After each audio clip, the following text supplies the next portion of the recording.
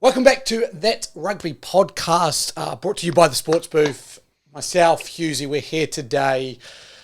The Crusaders do it again. Can we say, look, I don't predict a lot right. There's no doubt about it. But the one game I did say that was going to go the Crusaders' way, they pulled it out. Of course. Yeah, it is classic Crusaders style performance, winning in controversy, benefiting from bribing the ref and everything like that. Look, it is the Crusaders. As the Crusaders through, they come up in the clutch. They know how to win. They know how to win finals. They know how to win it in hostile territory. I will say the Chiefs put up a bit of a better fight than what the Blues did last year as well, and they were in the game. But I think I looked at the game with like 50 minutes to go. It was Chiefs 20, Crusaders 15. And I was just like, it's not a big enough lead. There's too much time left, And so it was. It's like they're like the Tom Brady, just like you give him 2 minutes into the ball, you're gonna lose, and that's what it was with the Crusaders here. You give them a sniff and they'll take it down mile. It was so Crusader. Give him a sniff and he'll take a line. That was so Crusader-like. Absolutely the most Crusader thing. I actually watching the full game, and I was sitting there and I was like, Chiefs look good, man, for as many penalties as they were willing to give away. And I know people have been at Ben O'Keefe, but most of the penalties that he called were penalties. Like there wasn't. And I think a big thing that needs to be said is actually he set himself up early with how he had to ref that game. And one of the rules that I quite hate is the rolling away rule. I've got no problem with players when they don't roll away getting penalised. It's when they get physically stuck, like there is no opportunity for them to roll away. And he called a couple of those early against the Chiefs, and so then he was forced into calling every single one of that, where if you got stuck, it was now a penalty and not rolling away. Yeah. So that's why the whistle probably went so many times, and just unfortunate. The Chiefs found themselves in those positions. When you're making more tackles like the Chiefs were making, you're going to end up in those positions, and I think that's what happened. Saying that, there was a pretty big incident in the game where, looking at it, Anton Leonard-Brown's yellow card, which actually has been sent to, I think it was like whatever, the judiciary or the incident law, and was red card worthy. I don't mind that it was a yellow card, to be honest, because especially just those incidents, I understand we've got to stay away from head contact and stuff, but when a player comes at that speed, there was a slight dip from Dallas McLeod, and it's head-on-head contact. I always kind of go, it's not shoulder to the head. It's not shoulder. No one intentionally tackles with their head. So I'm always a bit more skeptical of those, but within the rules, it could have been a red. I'm kind of glad it wasn't. Definitely didn't ruin the game, but just another one to kind of show you how important it is to stay with 15 men on the field and how that could affect Rugby World Cup. I mean, twice. 2 yellow cards, I believe it was, for the Chiefs, and you lose the game by 5 points. That extra man for those 2 times. I don't think they scored many points during those time, Crusaders, but it makes a difference with fatigue and everything like that. It is, yeah. It's always unfortunate to see cards in a final. I believe there was a Sam Cane yellow card in there at some point as well. Yep. And it just, that was, I think, with 9 minutes to go. So the Crusaders were close. It takes away, I think it just takes away so much from the game. The last 10 minutes of the game, you just knew what was going to happen. Like, there was no way the Crusaders were going to, so the Chiefs were going to, there's no way the Crusaders were going to let in a try when the opponent was shortchanged. I think the Chiefs did a really good job to not really concede many points after that. I think they, still held it down pretty well, but I think they would have been very disappointed with the outcome of the game, the Chiefs, after what a fantastic year they had. And they came bloody close. As I said, they looked better than what the Blues did last year. They really put up a fight. But it's the Crusaders, it's Razor and Mo'unga. It's an unbeatable combination. I mean, look at the last 4 or 5 years of Super Rugby. That's how many in a row? Yeah, but in a row, I'm talking about. They've won, I think. I don't think it's 7 in a row. Seven in a row. But there was they didn't win the Trans-Tasman one.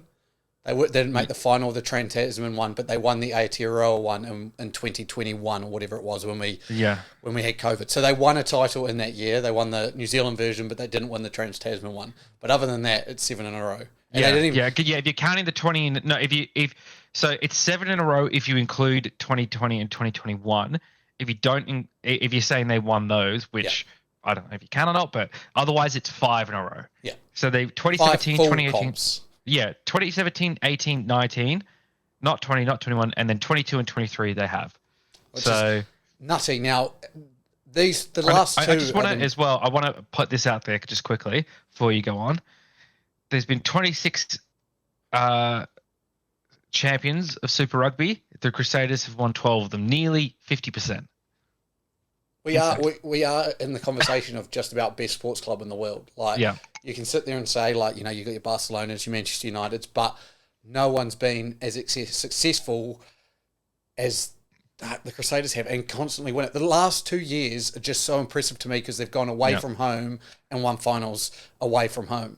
Haven't been the best team all year because they, obviously, by playing away from home in the final, but they've come here, lost to the Chiefs twice this year. And that's what everyone kept asking me, obviously, the resident New Zealander at rugby training, and it's like, who's going to win? And I go, you don't beat the Crusaders 3 times in a year. You just don't do it. You don't do it. So it is what it is. It's another season where every other team sits there and goes, how do we become the Crusaders? Going to be a hella interesting 2024, I must say. Is the Crusader dynasty now over? Obviously losing Razor, picking up a new coach, losing Richie Mwanga, new first 5 to be in there. They're very young coaches around. I think it's Penny was his name, the former Waratahs coach. Rob Penny, Yeah. Who didn't have a successful spell there, but had a successful spell in the ITM Cup or the NPC with the Canterbury team. So it's going to be interesting. Like, I don't think, as much as the Crusaders will still be in there and competitive, I don't think they go in as favourites next year. I really don't. No, I think you'd be looking towards probably the Chiefs, I guess, just because of where they finished on the ladder as the favourites going into next year. And I mean, you could hear arguments all over the park, really. It's so up in the air. There'll be high expectations on the Waratahs again. Will they live up to them? Maybe. I think Darren Coleman, he got a grace year this year for things. Next year, definitely bigger expectations, and then you could see some coaching movement if he doesn't live up to those expectations next year. I am so interested about the Australian rugby landscape with Super Rugby teams. Western Force have had a hell of a recruitment drive. Yeah, and Rebels as well. That's that, and the Rebels, you know, look at their team with Taniela Tupou, Matt Gibbon, and Jordan Uese in that front row. You just go, gosh. Then they've picked up someone else. Yeah, someone else has gone down there recently, haven't they? The lot just came back from overseas. What was his name? Shit, that's bad of me. It's because I can't pronounce it. They also got Felipe Dalgunu, the winger. Yeah, he just signed. Yes. Who was the lock who's just gone there? It's a good question. Rodder. No. I'm going to get it. Lukan Salakai Lotu. He used to play for the Reds. And, Yeah. So he used to play for the Reds, went overseas, and then he's come back, signed with the Rebels. I just sit there and I go, man, look, you had Lockie Anderson put his hand up, then you've got Dangunu on one wing, you've got Callaway probably going to be at the fullback there, Carter Gordon playing really well. So that Rebels team's looking hot. Then you've got, goddamn, like you said, the Force with Ben Donaldson signed, Will Harris just signed. And then you've got the Reds. Nick White as well. Nick White signed, yeah, exactly. So there's been a big spread of talent next year for those two teams that missed out from Australia in the finals. And even the Waratahs next year are going to get Suoli'i in there, right? You're going to have Angus Bell back healthy, hopefully. You know, fingers crossed for that. Who's a huge part of that team, like huge part of that team. You know, no Hooper, but still a really skillful back row. Will Harris has gone to the Western Force, so that's another really good pickup for them. Because he's sitting in a very stacked loose forward room there at the Waratahs, so better chance for him there. And the Brumbies are going to continue to be just the class of Australian Super Rugby. You know, like Nick White's going short, but they've got Lonergan in there ready to take the reins. You know, they've got lots of good players there, so they're going to continue to be the force that they're going to be. So, I mean, yeah, it could be, you know, some exciting stuff for Super Rugby Australia next year. And I think the fact that there's going to be some talent leaving for New Zealand Super Rugby will help that as well. But it is still it would be hard to say that any Australian team would be the front runner for Super Rugby Pacific next year. I think you're still looking in New Zealand for your likely winner. Totally, but I think, like you said, I think it'll be really interesting with the exodus that you get after a Rugby World Cup. Watch Super Rugby team actually stands up and puts their name, I guess, up in the lights. I think we're going to have a very even competition next year. So a lot to look forward to. A lot of talks, obviously, about a draft and trade system. I know just recently Steve Hansen and Graham Henry, two kind of old dogs you wouldn't expect it from, were very positive with the thinking of that happening. And I think we are getting closer to that. And I think Super Rugby as a whole has to be the first one to take that step. I think again, we look at like something like Magic Round, which is now Super Round, and then there's Gather Round. You can copy the other codes and it can work. But it's the ones who did it first, it's worked best for with Rugby League, which they obviously took it from the Super League having their round over there. I think AFL's was just an even worse flop than Super Rugby's, wasn't it? Like I have no idea. From my understanding, it was pretty bad. I just brought up. Maybe I'm just hearing. Yeah. Oh, well, there you go. That kind of does as well. But so I think if they're going to be the ones to do it, they've got to be first. They've got to take the initiative, take the ball by the horn type thing. And set it up. I think our competition is best suited to it, to be honest, because as long as we're willing to open up teams and play, as long as you play in the Super Rugby competition, you qualify for your country. I think it's the right time, it's the right mix. It needs to be. It's got to basically be an overhaul of the whole Super Rugby system, really. So you need to have a salary cap. It needs to become more of a franchise model like your NRL or like your NFL, right? Where every team's got salary cap, the draft, the talent could go anywhere. I think there is something to be said for homegrown talent and things like that. And I think they've got to figure out a way to do that in there for player development and things like that. Because imagine if you're the Waratahs, you've got this wonderkind Max Jorgensen coming through your system, and then he's poached by the Western Force in the draft or something like that. So I think they've got to work something out with that, because that is a huge part of it. And I know that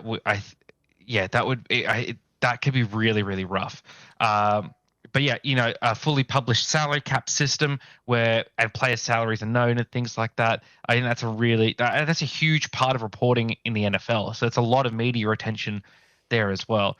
Totally. And trades and things like that are great as well. Totally. I mean, maybe with the homegrown talent thing, maybe it becomes a case of, well, if you want to keep your homegrown talent, kid, you've got to trade a lot of draft capital for it. I think it's where it's different to NFL is that the NFL, they don't have direct lower level feeding teams. So it all comes from the college system, right? Yep. Like, you may have somewhere where you want to go, but it's not quite the same as when you're brought up through like the Waratahs junior system. But I guess what a lot will move to is, instead of these rep teams at under 16 and under 18s, it'll be, you play at your college and then you get drafted into that, and then you'll play in the under 20s for said players, for said development, and then there'll be more scouting going around, colleges, and more scouting around that. So, look, I like the idea. I think, like you said, there's definitely got to be some consideration to it, but we are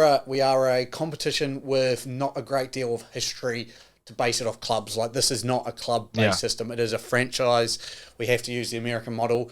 And as the article that I sent to you says, is the talk of the town at the moment is Victor Wembanyama for the San Antonio Spurs, some French kid playing basketball who has yet to step on an NBA court, is the talk of the sporting world at the moment. So, I can't see that not being a bad thing when we do look into something like that with rugby. Yeah, it's the same with the NFL drafts as well, right? Like the 2022 NFL draft. the 2021 NFL draft was all about Trevor Lawrence, right? Yep. He said it's definitely the number one overall pick.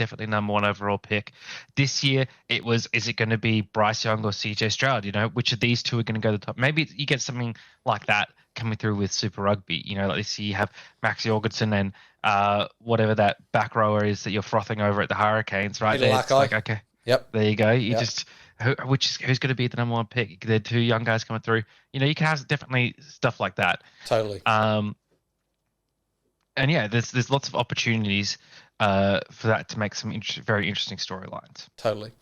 On to your Wallabies squad, my friend. Yes.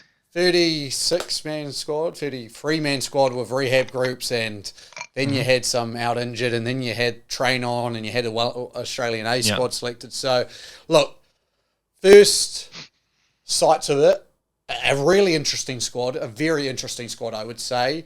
5 overseas players selected in that squad. So the 3, I believe it was Skelton, Karevi, Kurabiti, and then dispensation given to Quaid and Richie Arnold was what I'm hearing from the sources. But yeah, my friend, as a Wallabies fan, what do you make of Eddie's first squad? I think it's really, I think Will Skelton being in there is the thing I'm most excited for, you know? I think that's a really, really great move. I think it's interesting that he has got a couple of players down in what is called his utility position, right? Where he's, I think it's Josh Kameni, Dylan Peach, and Ben Donaldson are his utilities, right? Which is so they could cover forward and back positions. So Dylan Peach has played back row in his juniors days, and is a former Sevens player. So we know he's Mr. Versatile. Kameni, I think the comments around him were very interesting, that he's someone that Eddie Jones believes has the ability to play wing if there's a dire injury or something like that. That leads me to believe that he's going to go with that Kameni, Peach, and Donaldson. One of those 3 is going to definitely be on the bench, right? I would say at this stage probably Peach. Yeah. From what I understand, or Kameni, and I think Donaldson's sort of maybe the odd man out there. And go with maybe a more forward pack heavy bench off that, especially for that first game. But he's saying that they've got the ability to play in the backs there. I mean, looking at the forwards have got me excited because of this dispensation, right? So you thinking of a potential front row of Angus Bell, Parecki, Tupou if they're all healthy, right? I think Bell's in the rehab group, but you have Tupou's back definitely. You got Parecki and probably Alatoa, right? Would be the other starting prop. I'm assuming I've got my props right around there. You don't. No, then it's going to be Slipper. Slipper and Tupou and Parecki then. I think they'll probably start Alatoa though. I reckon they'll start Alatoa, Slipper, and Parecki, just as you've said it. But I think Tupou definitely will be off the bench for 20. Yeah. One of the Slipper will definitely start because he's one of the captains, right? They've got the double captain system. So I would imagine that means he's starting. I think it'll mean, they can definitely rotate one of those without having to. There's no expectation to select Hooper with dual captains. I think that'll be the way he's done it. Yeah.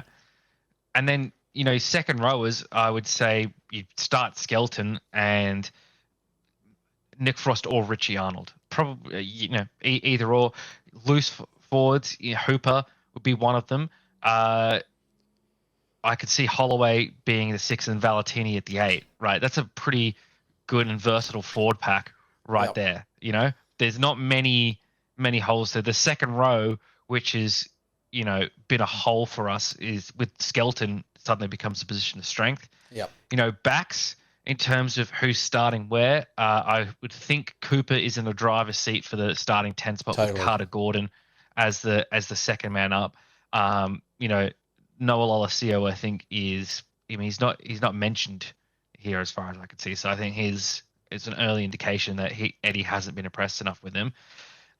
Nick White probably is starting 9, and Tate McDermott off the bench, I would imagine. I think Lonergan's there for cover. I think McDermott provides more excitement towards the back end of a game.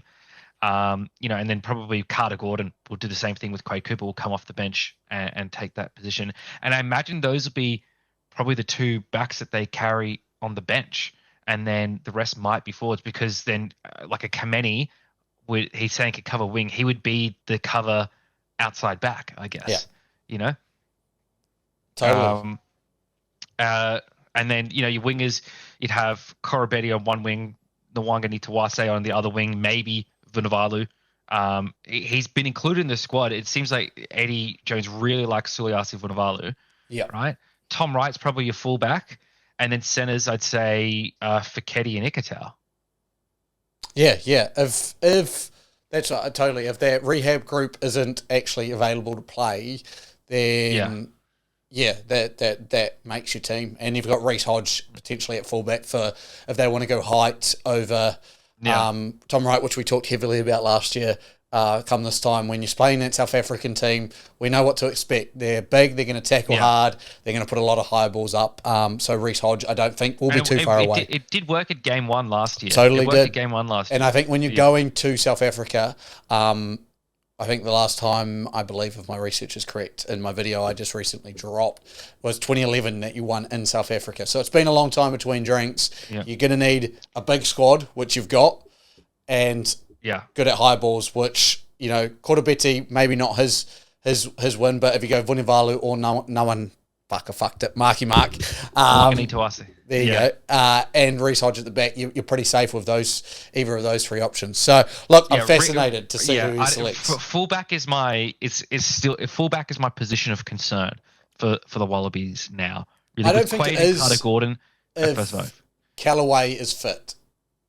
Yes. Because I think Callaway... You've read my mind. Yeah. If Callaway's fit, like that rehab group has so much potential in there. Like you look at Angus Balcrevi, I think Langy Gleeson in there, Pataya in there, and Karevi, and Callaway. Yeah, so, Karevi and Callaway. Yeah. 2Ks. Yeah. Look, if Samu Karevi's fit, he takes the inside centre position. If Callaway's fit, he takes the fullback position. Right? If Angus Bell's fit, he takes one of the prop positions, either bench or starting.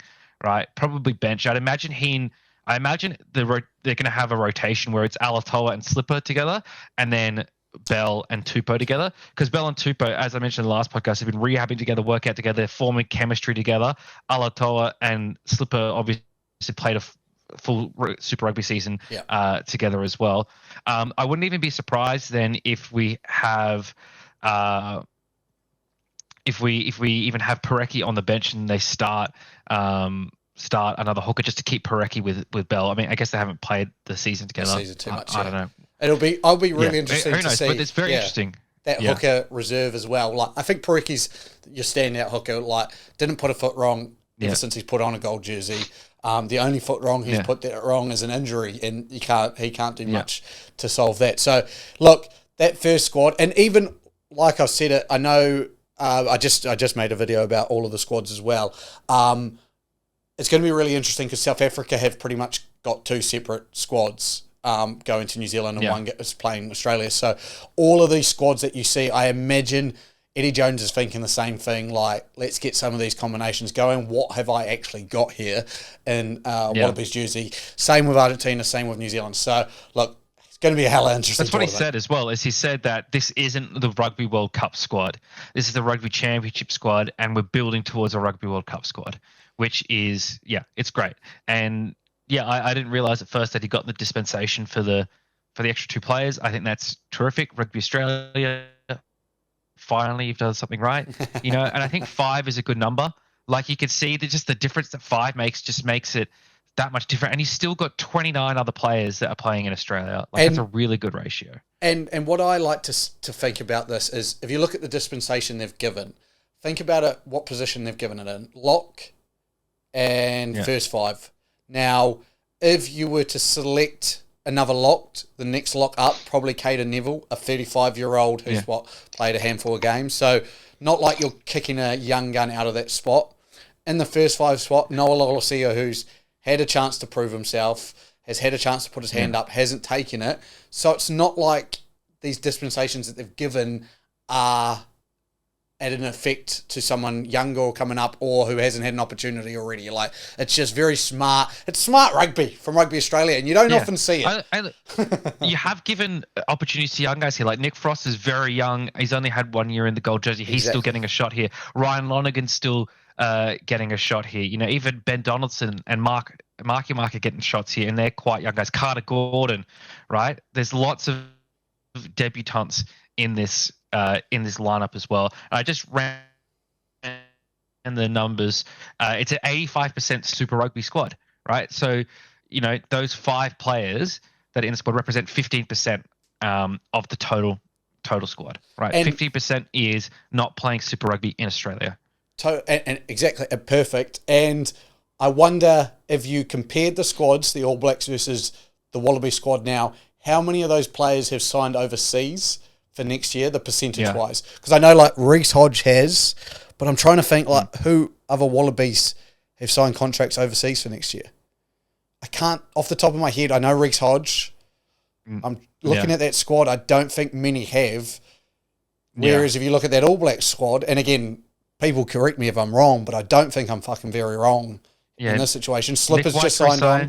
Nick White's re-signed. Alu Toa's Slipper's re-signed. I'm looking Pete Samu, there you go, there's another one. I know has signed overseas, but again, it's very limited. So if you take that 85%, there might be 80% of the squad are going to be here next year. The All Black squad, I would figure that number to be lower. So, look, again, as much people are crying and complaining and like we're doing the Giddo law to stop, you know, to help Super Rugby, they've built a squad that is going to be in Super Rugby next year, whereas the All Blacks squad may not be. 100%. Continuing on with the Wallabies, it's a very Wallabies heavy podcast this week because they've named their squad and, well, fuck, we can talk about them when they lose the Bledisloe. Like, and they've dropped their jersey. What do you make of the jersey, my friend? I do not like the alternative, but they're not going to be wearing it much at all, I think, if they play Romania. So the gold and green, what do you make of it? Look, I like how sort of simple it is. You know, it's odd not seeing a big sponsor on the front. You know, no Qantas, no Cadbury, I guess. But I still do quite like. Yeah, the alternate jersey. Really don't like the white. Like it looks like a sideline shirt. You know. I much preferred the deeper green. Totally. I've actually got that jersey. I think with the Indigenous flags on it. And it's really nice. You know, but it's very simple. The Wallabies jersey, very understated, which I kind of like, which sort of speaks about the Wallabies themselves going into this World Cup. I guess, you know, they're not the favourites of the tournament. They're not even, you know, favourites to make it to a semi-final or anything like that. So I think it's perfect. I do think it looks a little bit soccer-ish with the green collar all the way around. You know what I mean? Like, if I'm sort of comparing it to previous years, there hasn't been a full green collar all the way around, and that it's been sort of just like the side parts. And especially even compared to like the warm up T-shirt and stuff for this year, just a full green collar all the way around. I don't know. It looks a bit Socceroos-ish to me. Okay. But that's the only complaint I could say I have, you know. There's not much else I could say about it. It looks good. I mean, I still really love like the old like 90s and 2000s jerseys for the Wallabies. I think that was sort of I might have an example actually. Yeah. I mean, while you're gone, I'm going to keep talking. And, one of these beauties. Yeah, see, those are nice. That is a nice jersey. Yeah. Very simple. Yep. I would love bring a collar back. I would love a collar for the Wallabies jerseys. I would love Artie Savia could pull someone's collar down and threaten to kill him. Not likely, mate. Not likely. I would love, the only thing I would love more for this one is some detail on the green around. Yeah. That's about it. I'm not a big fan of the green around, the shape of it or either around the collar, but look, I'm definitely. I think it sticks to the roots as well. But I have to. Yeah. I'm going to have to look at the Socceroos jersey after and compare that because I don't know what it looks like. But I'm looking at the Socceroos jersey now. It is very, very similar. I mean, of course, you sort of want that to be for your national team. The Socceroos actually don't have a green collar, but they do have the thick green band around the end of the sleeve. Yeah. But even like their old school. Oh, I know. I guess the one from this latest World Cup, they do have a green collar. So the old school one though definitely does. Yeah, that's what I'm looking at. Yes, yeah. And I was looking at there was a team photo from the last World Cup. It just reminds me of the Socceroos a bit. Yeah, fair enough. I can see that. Yeah, there's a picture I've got here. Socceroos shirt, new kit ahead of the FIFA World Cup in Qatar, and they look exactly the same, really. Like that? Is that looks like? Yeah, that's pretty much it. Yeah, yeah. I mean, you can see it, right? Yeah. I can definitely see it now. I mean, when I'm looking at images of the Socceroos jersey, and it's coming out with the Wallabies jersey picture, so that should tell you how similar they are. Yeah, no, totally. I don't like it. Could have been done better. That and some more green around the armbands, and I'd be a big fan. But 100%. It's just, I mean, I still like it. It's still the colours. I just a little bit less green around the collar. I think would have been better. Like I look quite like the ones from last year, actually. Yeah. No, I'm not against what you've just said. However, let's jump into the coach's corner now. Coach, obviously on everyone's lips this week is Eddie fucking Jones. I have something for this. Yes, right? I have me with it. This. Okay. I proposed a theory a while back. Everyone said I was crazy. In the same week that Eddie Jones has said he's got 3 to 4 league players interested in coming across the rugby, who has asked for a release from their club? Ben Hunt. He's on the hit list. That's what everyone thinks. Oh, Ben Hunt wants to go to Broncos, or Ben Hunt wants to go to Titans. Why would he want to do that? Why would he not want to go to the Wallabies? He could still go to Queensland. You know, the Queensland Reds. They'd love to have him there. Him and Tate McDermott, dynamic duo there in the halfback. You know, a la Nick White and Ryan Lonergan. You know, he still go up to Queensland, live with his family up there, but he gets to play in a World Cup. He gets to play in British and Irish Lions tour, right? Imagine playing in the World Rugby League World Cup in 2022 and the Rugby Union World Cup in 2023. Amazing. What a story that would be. So, people called me crazy. People called me crazy. I'm just saying the facts are there if you just look at them in the right way. You know? That sounded like a conspiracy theorist if I've ever seen it. The facts are there if you look at it the right way. Look, I don't think that's going to happen, but I do like that you've come and the opportunity sits there, which is more surprising than anyone else. When you first pitched that idea to me, I loved the idea.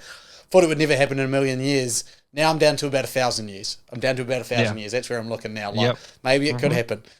Weirder things have happened. 1,000%. That's 1,000 times increase. You know, I'll exactly. Take that. You take that any day of the week. So it's a numbers game. Throw enough darts at the dartboard, eventually you hit a bullseye. You know. Who do you honestly think these 3 to 4 players are? It's tough. I honestly, there's such a wide range of people who it could be. I'm thinking some outside back. There's going to be probably some names that we're not really thinking of. I think Will Penasini is probably one of them. That literally who I just brought up to see if has he signed a contract? I'm not sure. And then other than that, I don't know. Maybe Cameron Murray, maybe Angus Crichton. I don't know though. There's probably some real fringe players that we don't really talk about that much that are probably on his hit list. Yeah. There'll be some players that he's handpicked, and again, like Corey Toole's a great example though. And I've forgotten his name. The young gun that's absolutely killing it for you, just killed it for your under 20s, who played sevens. What's his name? I'm gonna get it. Under 20s winger. Talk about I know Tom Linder's the first 5, isn't it? Yeah, Tom Linner. What was his name? Darby Lancaster. So he played sevens, now just had a really good game for under 20s.